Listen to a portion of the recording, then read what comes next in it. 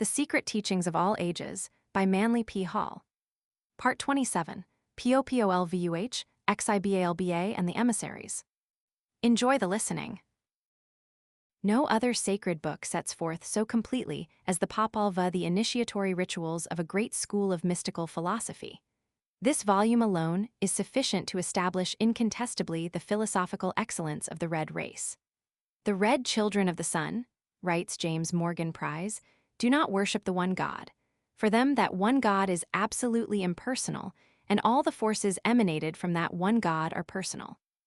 This is the exact reverse of the popular Western conception of a personal God and impersonal working forces in nature. Decide for yourself which of these beliefs is the more philosophical. These children of the sun adore the plumed serpent, who is the messenger of the sun. He was the god Quetzalcoatl in Mexico, Gucumatz in Quiché, and in Peru he was called Amaru. From the latter name comes our word America. Amaruca is, literally translated, land of the plumed serpent. The priests of this god of peace, from their chief center in the Cordilleras, once ruled both Americas. All the red men who have remained true to the ancient religion are still under their sway. One of their strong centers was in Guatemala, and of their order was the author of the book called Popol Vuh. In the Quiché tongue, Gucumatz is the exact equivalent of Quetzalcoatl in the Nahuatl language. Quetzal, the bird of paradise.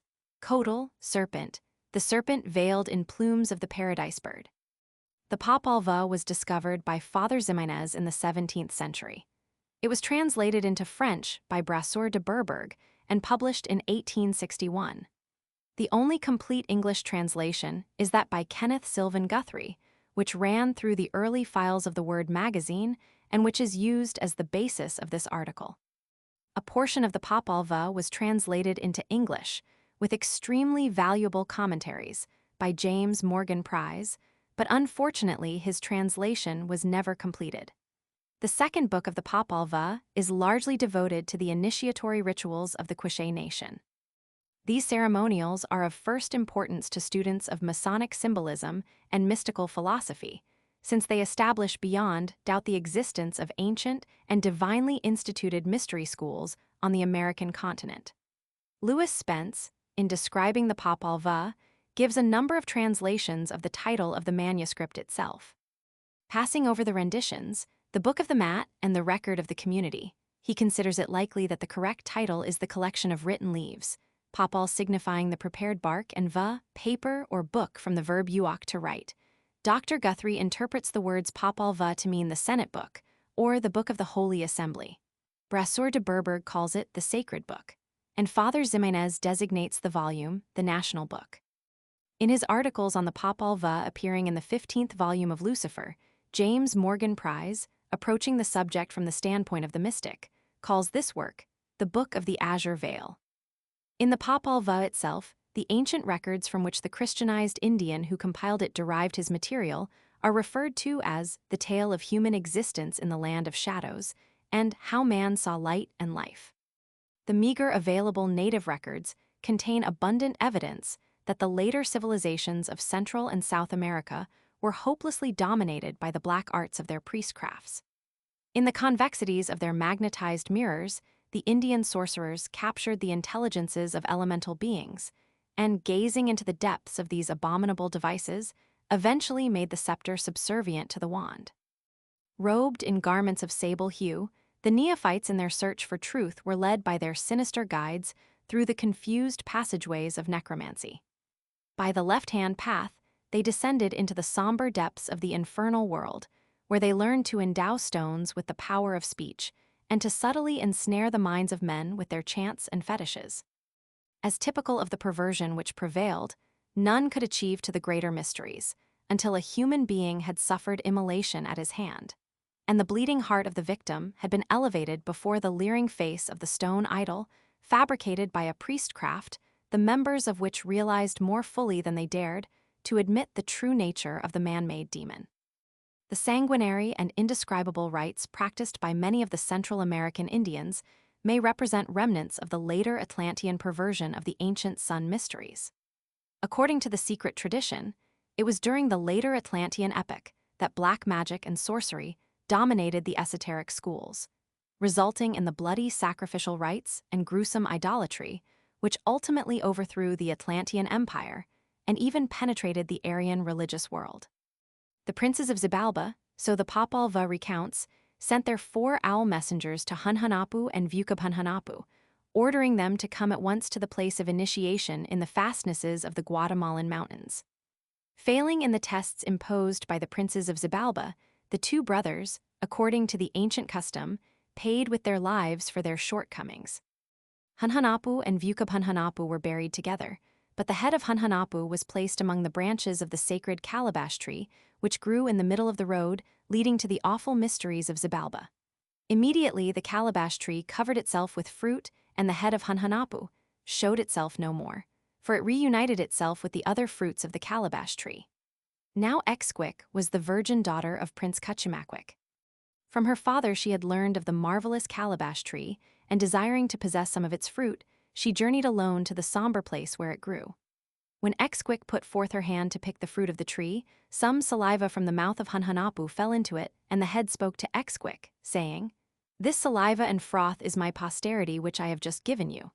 Now my head will cease to speak, for it is only the head of a corpse, which has no more flesh." Following the admonitions of Hunhunapu, the young girl returned to her home. Her father, Qabbalistic, later discovering that she was about to become a mother, questioned her concerning the father of her child. Exquic replied that the child was begotten while she was gazing upon the head of Hunhunapu in the calabash tree, and that she had known no man. Qabbalistic, refusing to believe her story, at the instigation of the princes of Xibalba, demanded her heart in an urn. Led away by her executioners, Exquic pleaded with them to spare her life, which they agreed to do, substituting for her heart the fruit of a certain tree, rubber, whose sap was red and of the consistency of blood. When the princes of Xibalba placed the supposed heart upon the coals of the altar to be consumed, they were all amazed by the perfume which rose therefrom, for they did not know that they were burning the fruit of a fragrant plant. Exquic gave birth to twin sons, who were named Hunapu and Xbalanc, and whose lives were dedicated to avenging the deaths of Hunhunapu and Vukapunhunapu. The years passed, and the 2 boys grew up to manhood, and great were their deeds. Especially did they excel in a certain game called tennis, but somewhat resembling hockey. Hearing of the prowess of the youths, the princes of Xibalba asked, "Who, then, are those who now begin again to play over our heads, and who do not scruple to shake the earth? Are not Hunhunapu and Vukapunhunapu dead, who wish to exalt themselves before our face?" So the princes of Xibalba sent for the 2 youths, Hunapu and Xbalanc, that they might destroy them also in the 7 days of the mysteries. Before departing, the 2 brothers bade farewell to their grandmother, each planting in the midst of the house a cane plant, saying that as long as the cane lived she would know that they were alive. "Oh, our grandmother, oh, our mother, do not weep. Behold the sign of our word which remains with you." Hunapu and Xbalanc then departed, each with his sabarcan, blowpipe, and for many days they journeyed along the perilous trail, descending through tortuous ravines and along precipitous cliffs, past strange birds and boiling springs, toward the sanctuary of Xibalba. The actual ordeals of the Xibalbian mysteries were 7 in number. As a preliminary, the 2 adventurers crossed a river of mud and then a stream of blood, accomplishing these difficult feats by using their sabarcans as bridges. Continuing on their way, they reached a point where 4 roads converged: a black road, a white road, a red road, and a green road. Now Hunapu and Xbalanc knew that their first test would consist of being able to discriminate between the princes of Xibalba and the wooden effigies robed to resemble them. Also that they must call each of the princes by his correct name without having been given the information. To secure this information, Hunapu pulled a hair from his leg, which hair then became a strange insect called Zan. Buzzing along the black road, the Zan entered the council chamber of the princes of Xibalba and stung the leg of the figure nearest the door, which it discovered to be a mannequin. By the same artifice, the second figure was proved to be of wood, but upon stinging the third, there was an immediate response. By stinging each of the 12 assembled princes in turn, the insect thus discovered each one's name, for the princes called each other by name in discussing the cause of the mysterious bites. Having secured the desired information in this novel manner, the insect then flew back to Hunapu and Xbalanc, who thus fortified, fearlessly approached the threshold of Xibalba and presented themselves to the 12 assembled princes. When told to adore the king, Hunapu and Xbalanc laughed, for they knew that the figure pointed out to them was the lifeless mannequin. The young adventurers thereupon addressed the 12 princes by name thus: Hail, Hun came. Hail, Vukub came. Hail, Zikwirapat. Hail, Kuchumakwik. Hail, Ahalpa. Hail, Ahalkana. Hail, Chamyabek. Hail, Chamihalona. Hail, Quicksik. Hail, Patton. Hail, Quicker. Hail, Quickrixgak. When invited by the Xibalbians to seat themselves upon a great stone bench, Hunapu and Xbalanque declined to do so, declaring that they well knew the stone to be heated so that they would be burned to death if they sat upon it. The princes of Xibalba then ordered Hunapu and Xbalanque to rest for the night in the House of Shadows. This completed the first degree of the Xibalbian mysteries. The second trial was given in the House of Shadows, where to each of the candidates was brought a pine torch and a cigar, with the injunction that both must be kept alight throughout the entire night, and yet each must be returned the next morning unconsumed. Knowing that death was the alternative to failure in the test, the young men burnt ara feathers in place of the pine splinters, which they closely resemble, and also put fireflies on the tips of the cigars. Seeing the lights, those who watched felt certain that Hunapu and Xbalanque had fallen into the trap, but when morning came, the torches and cigars were returned to the guards unconsumed and still burning. In amazement and awe, the princes of Xibalba gazed upon the unconsumed splinters and cigars, for never before had these been returned intact. The third ordeal took place presumably in a cavern called the House of Spears. Here, hour after hour, the youths were forced to defend themselves against the strongest and most skillful warriors armed with spears. Hunapu and Xbalanque pacified the spearmen, who thereupon ceased attacking them. They then turned their attention to the second and most difficult part of the test, the production of 4 vases of the rarest flowers, but which they were not permitted to leave the temple to gather. Unable to pass the guards, the 2 young men secured the assistance of the ants. These tiny creatures, crawling into the gardens of the temple, brought back the blossoms so that by morning the vases were filled. When Hunapu and Xbalanque presented the flowers to the 12 princes, the latter, in amazement, recognized the blossoms as having been filched from their own private gardens. In consternation, the princes of Xibalba then counseled together how they could destroy the intrepid neophytes and forthwith prepared for them the next ordeal. For their 4th test, the 2 brothers were made to enter the House of Cold, where they remained for an entire night. The princes of Xibalba considered the chill of the icy cavern to be unbearable, and it is described as the abode of the frozen winds of the north.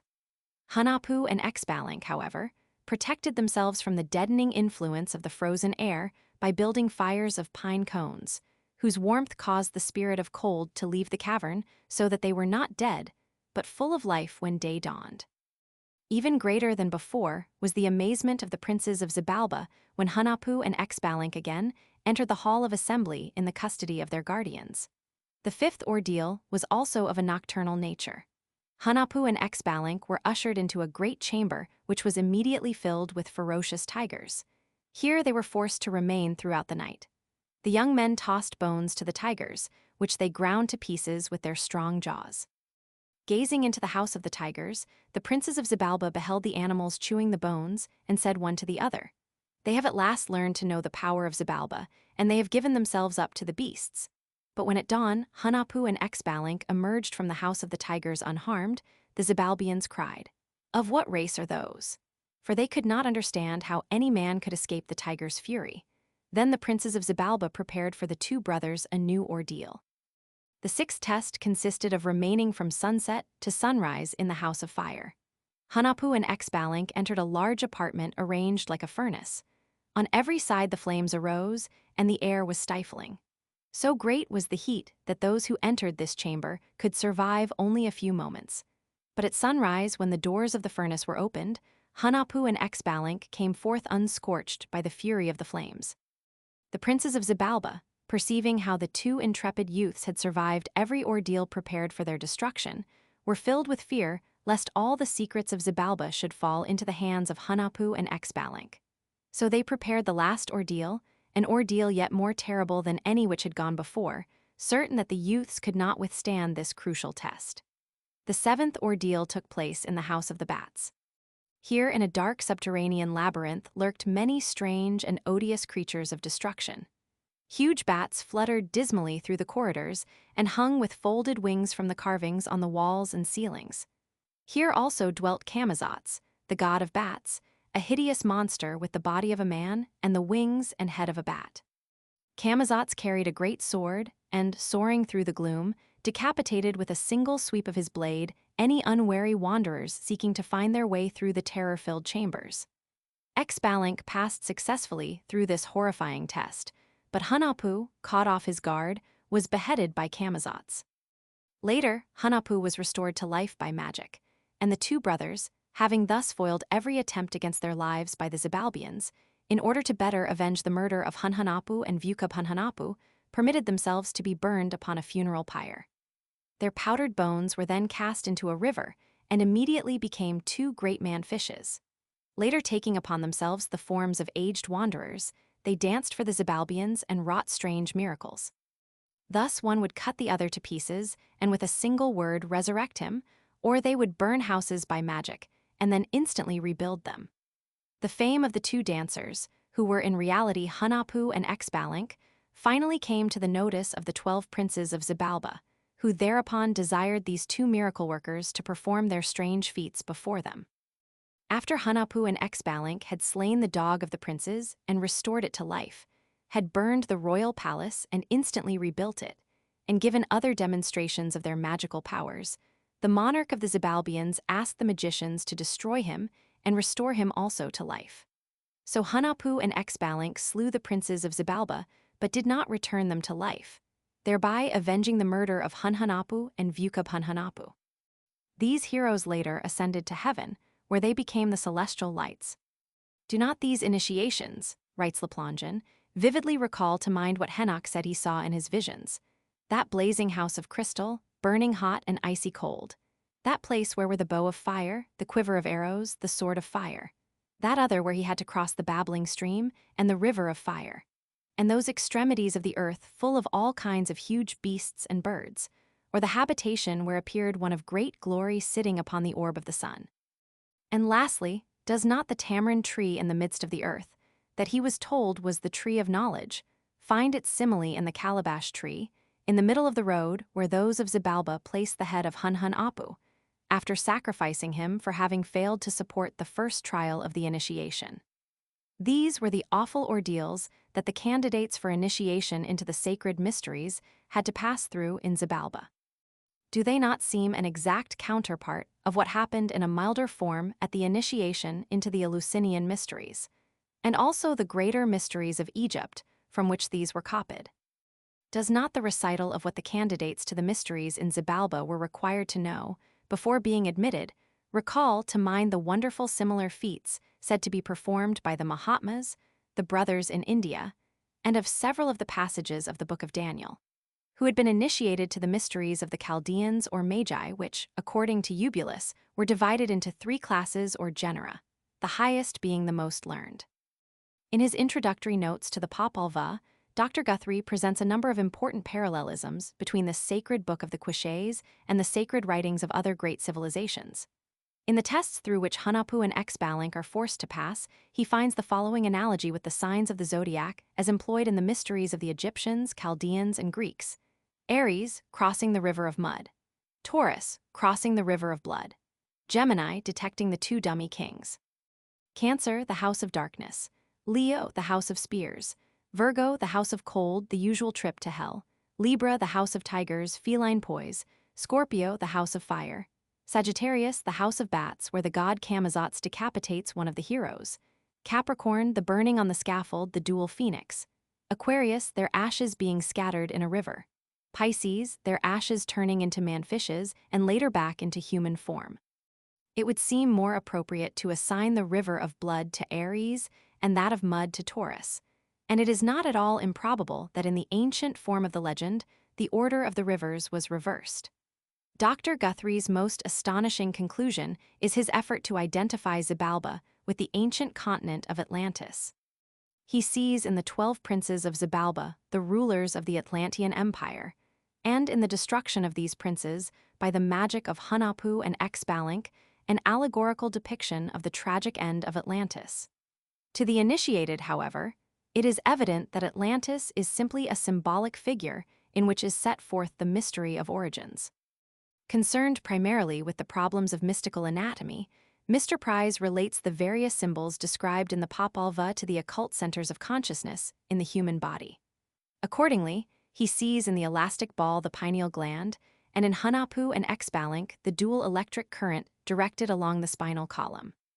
Unfortunately, Mr. Price did not translate that portion of the Popol Vuh dealing directly with the initiatory ceremonial. Xibalba he considers to be the shadowy or etheric sphere which, according to the mystery teachings, was located within the body of the planet itself. The fourth book of the Popol Vuh concludes with an account of the erection of a majestic temple, all white, where was preserved a secret black divining stone, cubical in shape.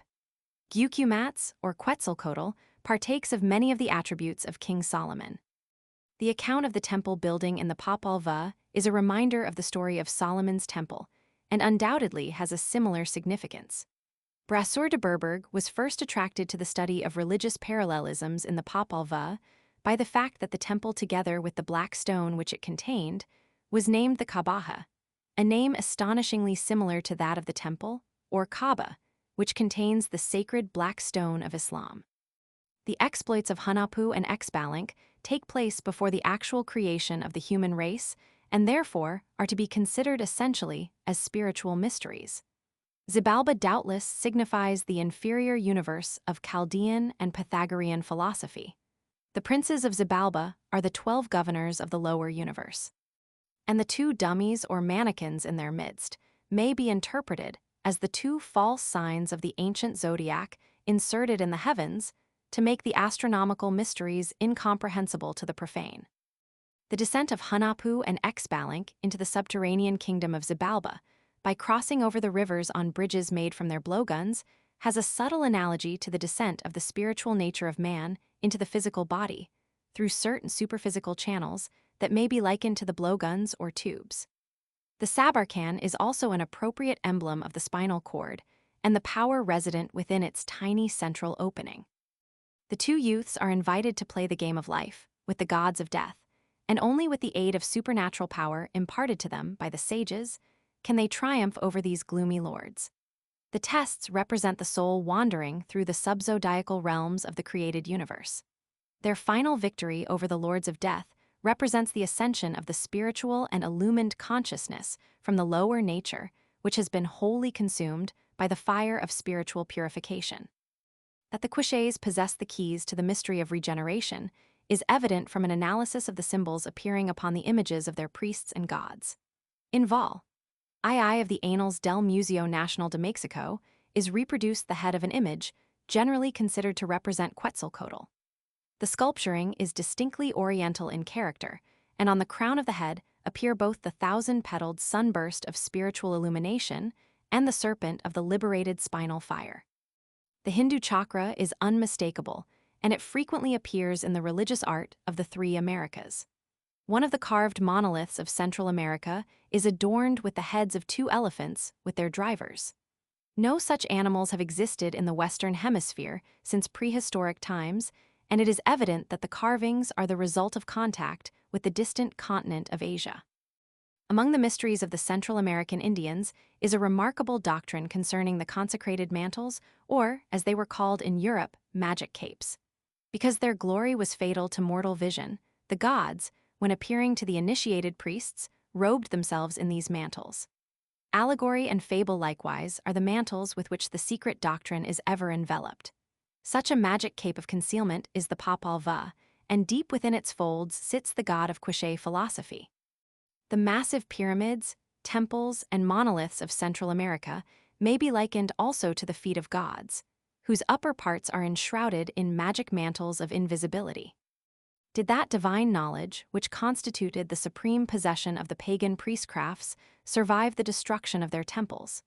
Is it yet accessible to mankind, or does it lie buried beneath the rubbish of ages, entombed within the very sanctuaries that were once illuminated by its splendor? In Egypt, writes Origen, the philosophers have a sublime and secret knowledge respecting the nature of God. What did Julian imply when he spoke of the secret initiations into the sacred mysteries of the 7-rayed God who lifted souls to salvation through his own nature? Who were the blessed theurgists who understood those profundities concerning which Julian dared not speak? If this inner doctrine were always concealed from the masses, for whom a simpler code had been devised, is it not highly probable that the exponents of every aspect of modern civilization, philosophically, ethical, religious, and scientific, are ignorant of the true meaning of the very theories and tenets on which their beliefs are founded? Do the arts and sciences that the race has inherited from older nations conceal beneath their fair exterior a mystery so great that only the most illumined intellect can grasp its import? Such is undoubtedly the case. Albert Pike, who has gathered ample evidence of the excellence of the doctrines promulgated by the Mysteries, supports his assertions by quoting from the writings of Clement of Alexandria, Plato, Epictetus, Proclus, Aristophanes, and Cicero, all of whom unite in lauding the high ideals of these institutions. From the unqualified testimony of such reputable authorities, no reasonable doubt can exist that the initiates of Greece, Egypt, and other ancient countries possessed the correct solution to those great cultural, intellectual, moral, and social problems which in an unsolved state confront the humanity of the 20th century. The reader must not interpret this statement to mean that antiquity had foreseen and analyzed every complexity of this generation, but rather that the Mysteries had evolved a method whereby the mind was so trained in the fundamental verities of life that it was able to cope intelligently with any emergency which might arise. Thus, the reasoning faculties were organized by a simple process of mental culture, for it was asserted that where reason reigns supreme, inconsistency cannot exist. Wisdom, it was maintained, lifts man to the condition of godhood, a fact which explains the enigmatical statement that the Mysteries transformed roaring beasts into divinities. The preeminence of any philosophical system can be determined only by the excellence of its products. The Mysteries have demonstrated the superiority of their culture by giving to the world minds of such overwhelming greatness, souls of such beatific vision, and lives of such outstanding impeccability, that even after the lapse of ages, the teachings of these individuals constitute the present spiritual, intellectual, and ethical standards of the race. The initiates of the various mystery schools of past ages form a veritable golden chain of supermen and superwomen connecting heaven and earth. They are the links of that Homeric golden chain with which Zeus boasted he could bind the several parts of the universe to the pinnacle of Olympus. The sons and daughters of Isis are indeed an illustrious line, founders of sciences and philosophies, patrons of arts and crafts, supporting by the transcendency of their divinely given power the structures of world religions erected to do them homage. Founders of doctrines which have molded the lives of uncounted generations, these initiate teachers bear witness to that spiritual culture which has always existed, and always will exist, as a divine institution in the world of men. Those who represent an ideal beyond the comprehension of the masses must face the persecution of the unthinking multitude who are without that divine idealism which inspires progress and those rational faculties which unerringly sift truth from falsehood. The lot of the initiate teacher is therefore almost invariably an unhappy one. Pythagoras, crucified and his university burned. Hypatia, torn from her chariot and rended limb from limb. Jacques de Molay, whose memory survives the consuming flame. Savonarola, burned in the square of Florence. Galileo, forced to recant upon bended knee. Giordano Bruno, burned by the Inquisition. Roger Bacon, compelled to carry on his experiments in the secrecy of his cell and leave his knowledge hidden under cipher. Dante Alighieri, dying in exile from his beloved city.